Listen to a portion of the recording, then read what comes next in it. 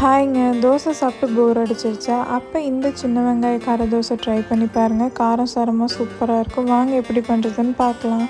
ஒரு கடாயில் தேங்காய் எண்ணெய் ஊற்றி அதில் 1 ஸ்பூன் கடலைப்பருப்பு, 1 ஸ்பூன் உளுந்து, கொஞ்சம் சீரகம், கொஞ்சம் வெந்தயம், சின்ன வெங்காயமும் சேர்த்தி அதில் ஒரு 4 பல் பூண்டு, கொஞ்சம் புளி, ஒரு 4 வரமிளகா, பெருங்காயத்தூளும் சேர்த்து நல்லா வதக்கி விட்டுக்கோங்க.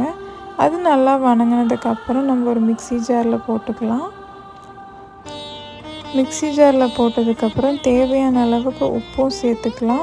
இதை நல்லா அரைச்சி எடுத்துக்கலாம். கொஞ்சம் எண்ணெயில் கொஞ்சம் கடுகு போட்டு கடுகு நல்லா பொரிஞ்சு வந்ததுக்கப்புறம் நம்ம அரைச்சி வச்சிருந்த பேஸ்ட்டையும் சேர்த்து நல்லா வதக்கி விட்டுக்கோங்க. அந்த பேஸ்ட் அப்படியே நல்லா கலர் சேஞ்ச் ஆகும். அப்படியே நம்ம தோசையில் சேர்த்து அதை நல்லா ஸ்ப்ரெட் பண்ணி விட்டு எடுத்தோன்னா நம்மளோட டேஸ்டியான சின்ன வெங்காய கார தோசை ரெடி.